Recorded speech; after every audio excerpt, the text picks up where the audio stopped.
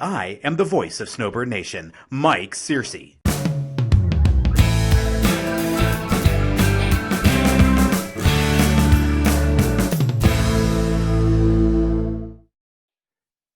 Hello, everybody. This is Steve Richardson with Snowbird Nation, brokered by EXP, and I'm here with the Honorable Dr. Mike Searcy.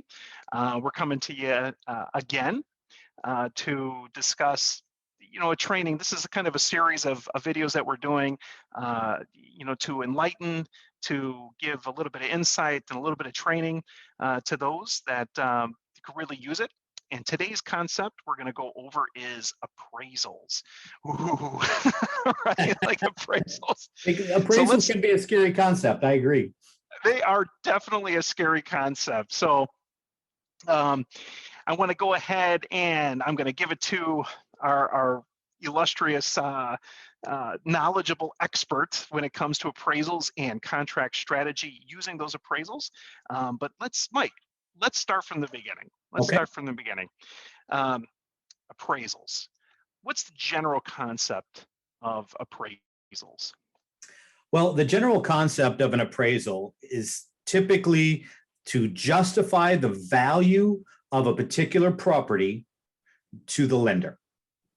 And so what happens when we write a contract, an offer to purchase, and right now we're going to really kind of focus this conversation on residential, on home purchases. So let's go ahead and put that out there right now, as far as the disclaimer. So there's some different things that go into this when we talk about vacant land or if we talk about commercial. We're going to talk about residential today.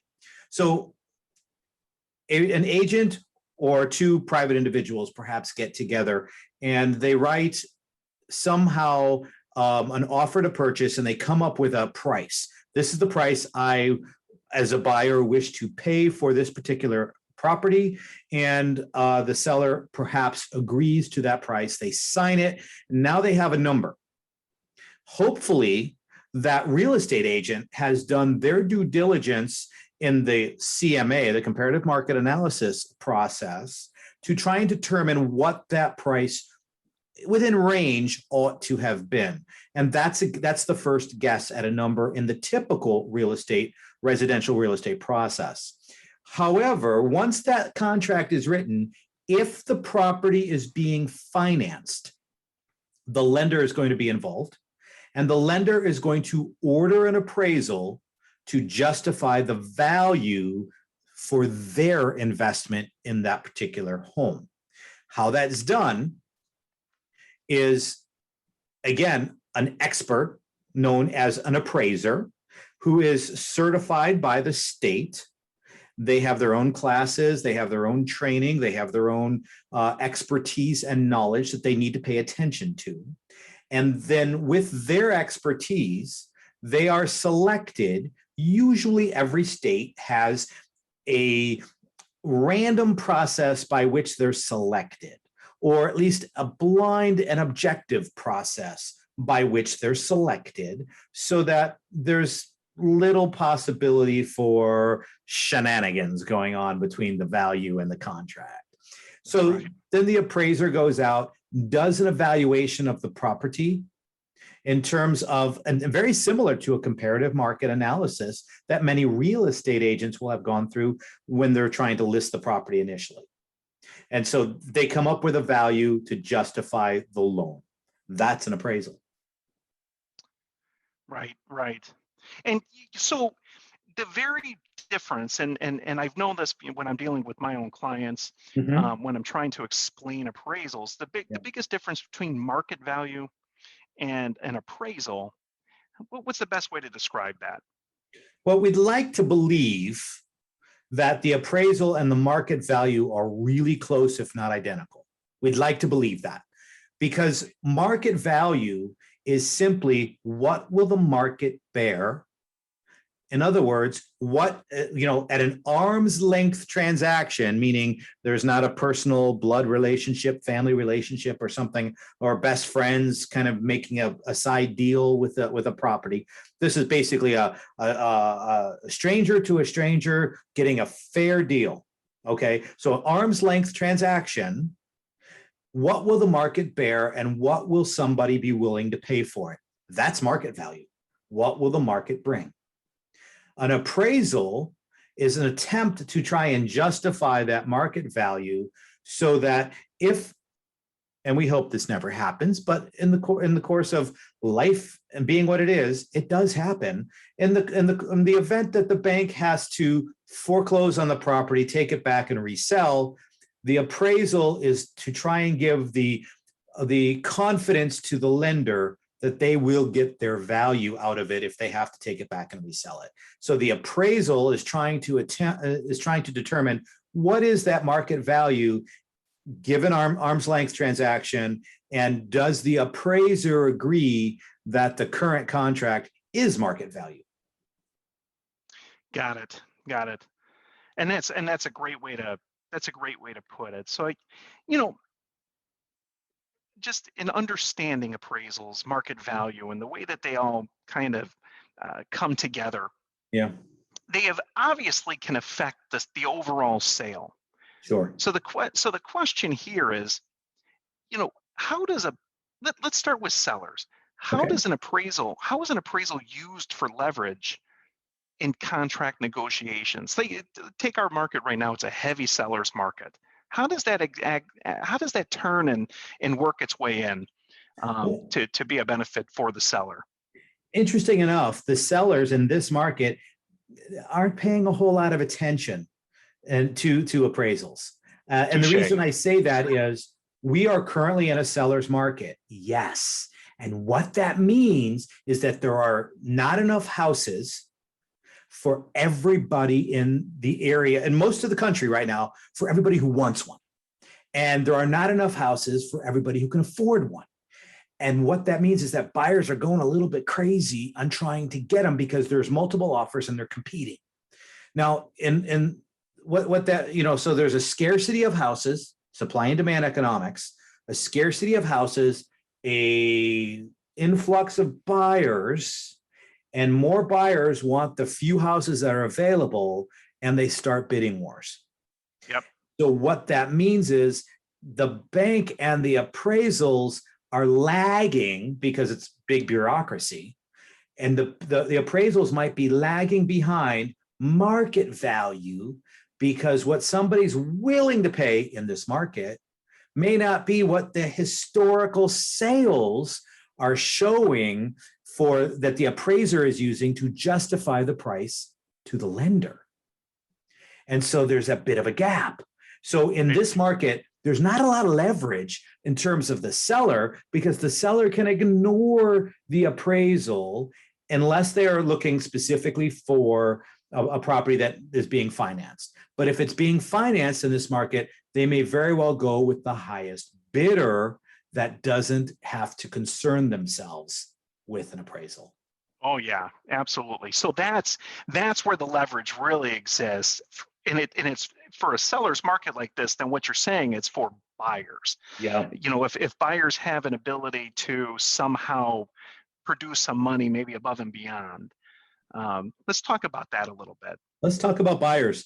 So how do buyers get their properties, their contracts, their offers to purchase accepted in a seller's market? That's a great question. And there's lots of different answers. But again, we're going to focus today on appraisals. I got it. That's perfect. So appraisals. If I'm giving you a cash offer, I don't have to concern myself with an appraisal because the appraisal is typically required by the bank to justify the value to the lender. So if I'm justifying it, and if there is no lender, and I'm pulling cash out of a suitcase, I'm jesting. We don't really buy property by pulling cash out of a suitcase. But if I'm basically writing a check, a wire, a cashier's check, or whatever from accounts of investment or my savings or whatever to purchase the entire house, I don't have to worry because I'm lending to myself, so to speak. I'm buying it. Here's my money. Give me the house. No appraisal required, which means I don't have to also pay attention to the list price. I can go above it. I can go below it, whatever it might be. In a seller's market where there's few houses and lots of buyers, I'm likely to have to go above it. And in this market right now, at least in the state of Arizona, in the Phoenix Valley, properties are going as of this date, we're in the middle of June 2021. Got to put that out there for currency issues. As of this date, properties are going sometimes 50, 60, 70. I've even seen it up to $120,000 above list price cash because the people want the house and they just don't, and they're not getting a house because of all the number of people buying them. So the numbers are going a little bit crazy. So number one, cash, don't have to worry about an appraisal. That's how I get in, and the appraisal's waived. The appraisal contingency is waived. In the contract, in many states, it specifically puts in those purchase agreements that if it doesn't appraise for the value of the contract, the buyer is not required to complete the purchase unless they come to terms on price based on that appraisal. Right.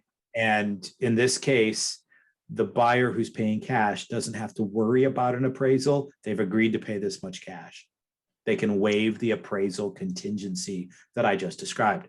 Number two, so let's say I am getting financed and I'm getting a loan. Can I waive an appraisal contingency?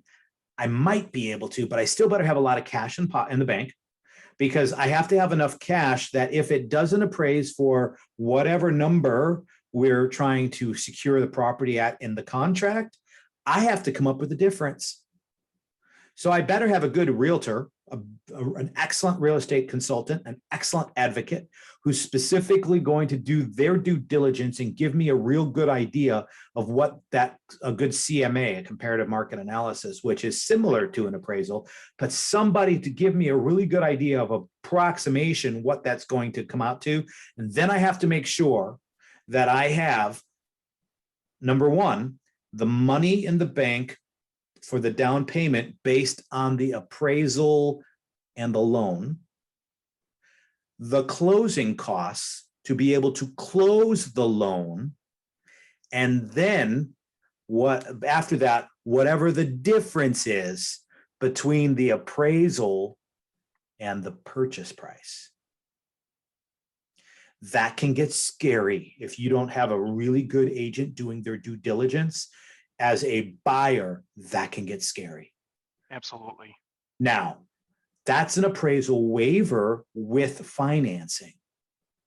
What about what I'm going to call an appraisal buffer?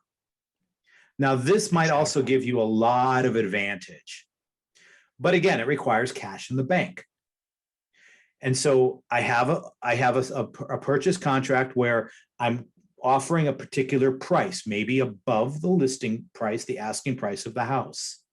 And I've done that. Now I want to actually do what we call a partial appraisal contingency waiver, or in slang, I'm going to call it an appraisal buffer. So what I'm saying here is I'm getting financed. I have the money to put on the down payment for the loan. I have the money for the closing costs, and I'm estimating based on what we think the property will probably appraise for. Yep. I'm estimating that I have approximately X dollar, 1,000, 10,000, 20,000, 30,000. I can't, it's all over the map really in many cases. But I'm going to basically say, I'm going to give you an appraisal buffer. So here's the property asking price. Here's my price that I'm going to offer for it. And it's probably, let's say it's $20,000 over list price. Not unusual, and in fact could be low in this market right now, but let's say $20,000 over. Then what I'm going to do is I'm going to say, all right, I'm going to give you an appraisal buffer of $10,000.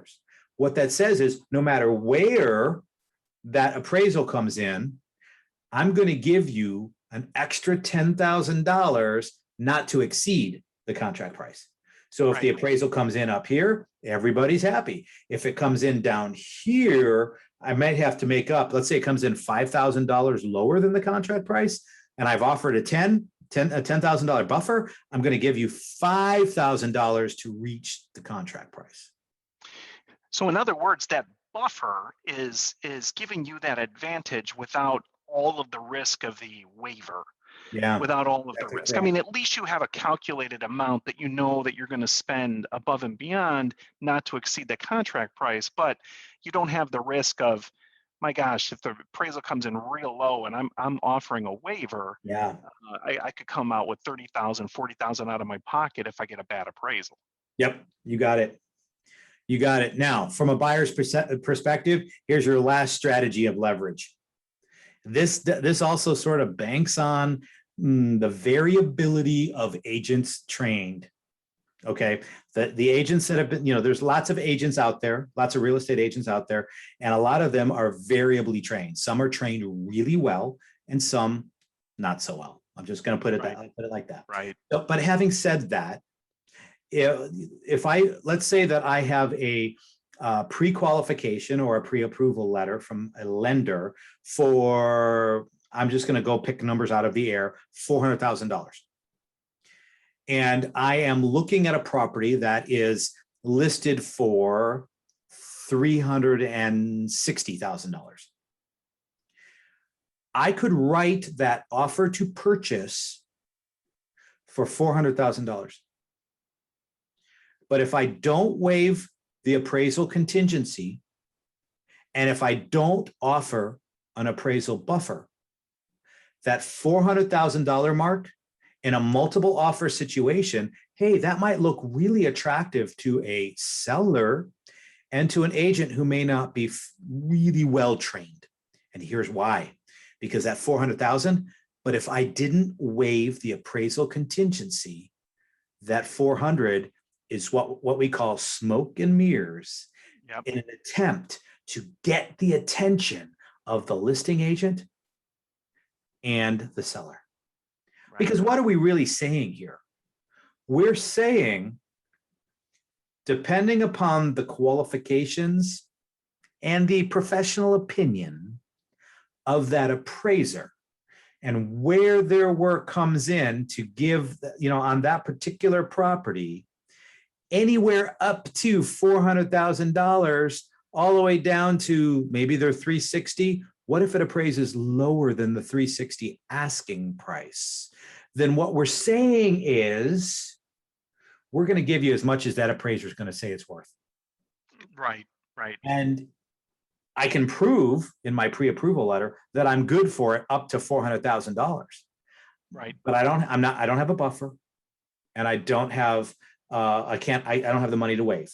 And so I need the appraisal to get the loan, and I'm happy to give you as much as we can get it to appraise for, which is as much as the lender is going to allow me to get.